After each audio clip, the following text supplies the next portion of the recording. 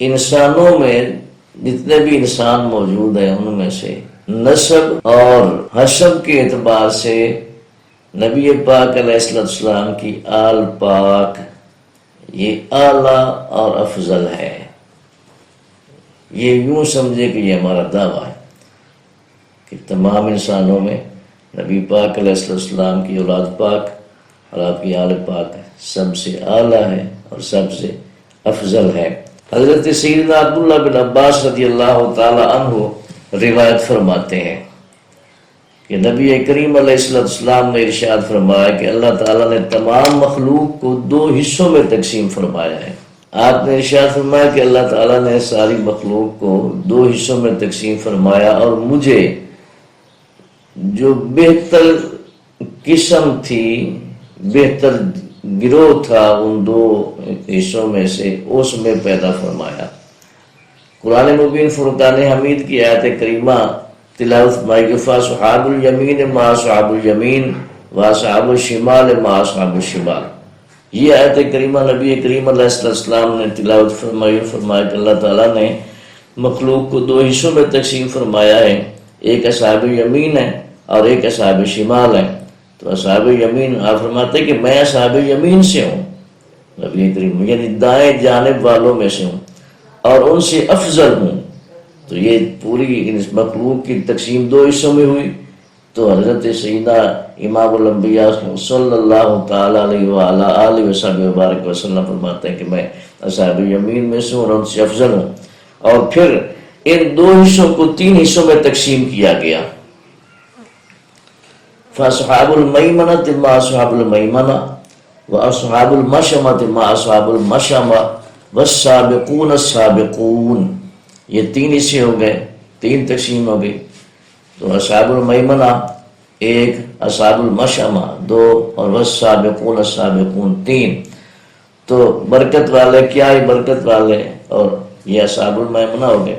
اور آگے نحوست والے کیسی نحوست والے ہیں، کیا نحوست والے ہیں، تو یہ اصحاب مشأمہ ہو گئے۔ اور والسابقون السابقون، اور سابقین تو سبقت والے ہی ہیں۔ تو یہ سابق فرمایا کہ میں سابقون میں سے ہوں اور ان سے بھی افضل ہوں۔ تو آگے ارشاد فرمایا پھر رب کریم جل وعلا شانہ نے 3 حصوں کو قبیلوں میں تقسیم فرمایا۔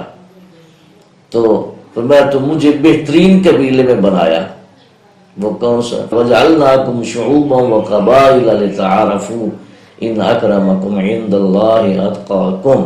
آگے ارشاد فرمایا عزت والا وہ جو زیادہ متقی ہو، تو میں اولاد میں سے سب سے زیادہ متقی ہوں۔ یعنی یہ خاندانوں کی تقسیم ہوئی نا، فرمایا اس میں سے سب سے زیادہ۔ اب کیا کہ اصحاب الیمین میں پھر اصحاب المیمنہ والی آیت پاک والسابقون السابقون آ گیا، اور پھر وجعلناکم شعوبا وقبائل لتعارفوا آ گیا۔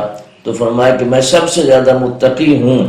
اور اس کے بعد فرمایا کہ پھر اللہ تبارک و تعالیٰ نے قبیلوں کو کنبوں میں تقسیم فرمایا۔ تو جب قبیلوں کو کنبوں میں تقسیم فرمایا، اب فرمایا کہ انما یرید اللہ لیذھب عنکم الرجس اہل البیت۔ تو مجھے بہترین کنبے میں بنایا۔ اور پھر قرآن مبین کی یہ آیت پاک تلاوت فرمایا کہ انما یرید اللہ لیذھب عنکم الرجس اہل البیت ویطہرکم تطہیرا۔ تو یہ تقسیم ہے جو نبی پاک علیہ السلام نے خود ارشاد فرمائی۔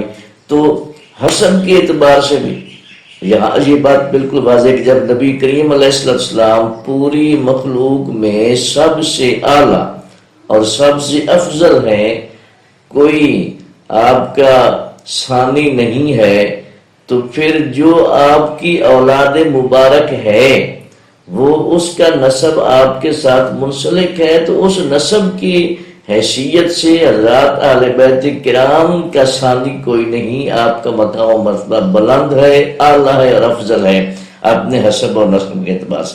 اور پھر نبی پاک علیہ السلام کے حسب اور نسب کی ایک شان اور بھی بڑی واضح ہے۔